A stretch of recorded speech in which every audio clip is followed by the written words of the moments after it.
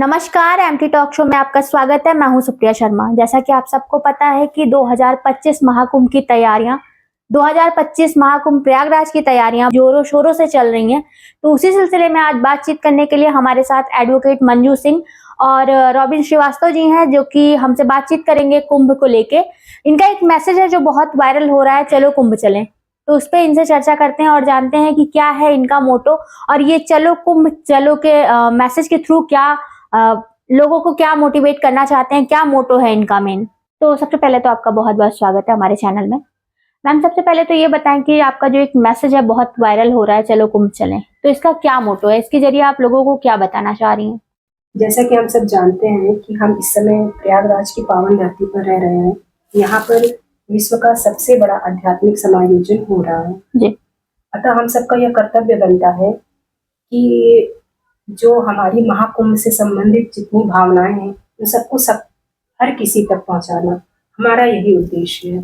तो सर, आप इस पे क्या संदेश देना चाहेंगे प्रयागराज की जनता को और बाकी जो लोग आ रहे हैं उन्हें? मैम, हमारा जन्म स्थान प्रयागराज है और शुरू से हम माघ मेला और कुंभ देखते आए हैं जी। और अध्यात्म में काफी दिलचस्पी है जी। ये हमारी खुशनसीबी है, हमारा सौभाग्य है कि 140 वर्ष बाद इतना बड़ा महाकुंभ का आयोजन हो रहा है। जी। दूसरी चीज, यहाँ पर हम उत्तर प्रदेश के माननीय मुख्यमंत्री जी को धन्यवाद देंगे कि अकेले उन्होंने कमान संभाली हुई है। जी। इसका हमारा जो उद्देश्य है पूरे विश्व में प्रयागराज के बारे में बताना, यहाँ तीर्थों के बारे में बताना, महाकुंभ क्या है, आध्यात्मिक समागम क्या है, जी। हमारे जो साधु हैं, अवघड़ साधु, नागा साधु, अन्य साधु, पीठाधीश्वर इत्यादि, तो ये किस तरह से तप करते हैं, किस तरह से ईश्वर को प्राप्त करते हैं, उनका मार्ग हमें बताते हैं हम जो श्रद्धालु हैं। जी।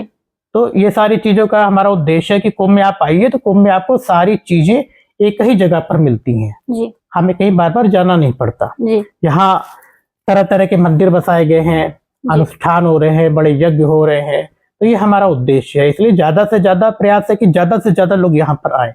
सर, जैसा कि हमने सुना है कि जो यहाँ श्रद्धालु आएंगे बाहर से, चाहे वो विदेशी हो या फिर जो भी आपसे जुड़ेंगे, वो यहाँ से फिर अयोध्या जाएंगे, तो इस पे थोड़ा विस्तार से बताइए कि आपकी क्या योजनाएं हैं इसमें। मैडम देखिए, पहला तो ये था कि जितने भी अखाड़े जा रहे हैं, जी, है ना जी, तो हमारे लिए बड़े गर्व की बात है कि यहाँ जितने भी साधु संत आ रहे हैं, जी, हमें कहीं जाना नहीं पड़ रहा है, एक ही जगह पे उनके दर्शन हो जा रहे हैं। जी। उसमें ही हम समझते कि हमारी आत्मा की तृप्ति है, तो उनके लिए हमने एक आयोजन किया जी, कि रास्ते से जहाँ वो निकल रहे हैं उन पर माल्यार्पण और पुष्प वर्षा, जी, ये सारी चीजें कर रहे हैं। जी। तो जहां तक राम मंदिर का प्रश्न है या अयोध्या का प्रश्न है, वो हमारा श्रद्धा का केंद्र है। जी। लगभग एक अरसे बाद जो इंफॉर्मेशन मिली उसके अनुसार 540 वर्षों बाद, इतने लंबे संघर्ष बाद ये राम मंदिर बन पाया है। तो ये तो है कि यहाँ समागम खत्म होने के बाद यहाँ पे जो भी श्रद्धालु हैं वो अयोध्या जरूर जाए, श्री राम जी का दर्शन करें, उनका आशीर्वाद प्राप्त करें। जी। ये हमारा उद्देश्य है। तो जैसा कि आपका जो ये मैसेज वायरल हो रहा है, चलो कुंभ चलें, अब भव्य कुंभ, दिव्य कुंभ, उसके बाद डिजिटल कुंभ के बाद ये एक मैसेज बहुत वायरल हो रहा है, तो उस पर आप क्या कहेंगे? और ये आपने कहाँ से ये थॉट आया जो ये चलो कुंभ चलो का मोटो आपने दिया, टैगलाइन? मैम, लगभग जहां तक मुझे ज्ञान है, प्रयागराज की आबादी 60 से 65 लाख है। जी। और जैसे जैसे कुंभ आगे बढ़ रहा है, इस बार देखें जो हमारे सुनने में आ रहा है कि लगभग 45 करोड़ की जनसंख्या संगम और गंगा स्नान करेगी। जी।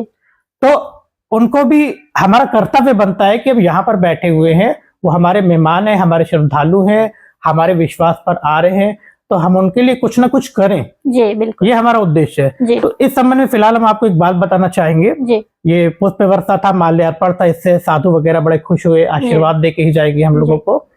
दूसरा, जो इस पर श्रद्धालु आ रहे हैं 45 करोड़, जी, हर बार महाकुंभ माघ मेले में बहुत बड़े बड़े छोटे बड़े हर तरह के भंडारे हुआ करते हैं। तो इस बार हमने क्या किया है, हम लोगों को अप्रोच कर रहे हैं भंडारे में, और उनसे अप्रोच करके ये प्रयास कर रहे हैं कि जहां भी बसें आ रही है, ट्रेन आ रही है स्टेशन पर, वहां से लेकर भंडारे रास्ते में हर आधा किलोमीटर की दूरी पे शुरू हो जाए। तो ये जो हमारे भंडारे का कार्यक्रम है, इस बार हम एक नई चीज लेके आ रहे हैं, क्योंकि शहर में बाहर से पुलिस अधिकारी और अन्य अधिकारी आते हैं और बहुत ही कड़ी मेहनत वो कर रहे हैं।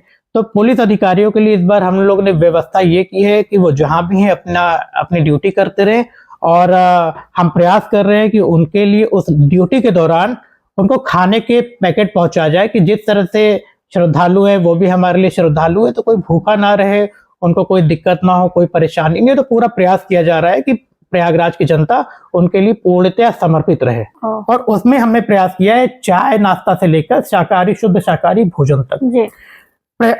उद्देश्य हमारा ये है, वो भी हमारे मेहमान है और मेहमान तो भगवान ईश्वर के समान होता है, तो यहाँ से कोई भूखा ना जाए जी। तो हमारी जो टीम है, बहुत बड़ी टीम इस पर वर्क कर रही है, फंडिंग भी अच्छी आ रही है। तो एक प्रयास है कि यहाँ से कोई श्रद्धालु भूखा ना जाने पाए, प्रसाद लेके जाए, गंगा जी में स्नान करके जाए, स्वयं को तृप्त करके जाए और जाने के बाद अच्छा महसूस करे। धन्यवाद सर। तो जैसा कि आपने देखा, अभी हमारे साथ एडवोकेट मंजू सिंह जी थी और साथ ही में रॉबिन श्रीवास्तव जी थे। इन्होंने हमें एक मैसेज दिया, जो इनका मैसेज वायरल हो रहा है, चलो कुंभ चलें, उससे रिलेटेड इन्होंने हमें बहुत सारी बातें बताई। उसमें इन्होंने कहा कि प्रयागराज में जो है 2025 में जो महाकुंभ लगने जा रहा है, उसमें आध्यात्मिक समागम की बात इन्होंने की, साथ में ही भारतीय जो संस्कृति है उसको बढ़ावा देने की बात की।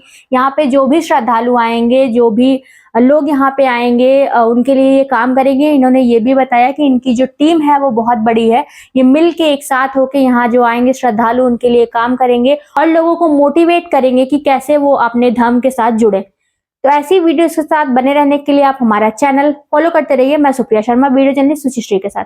नमस्कार।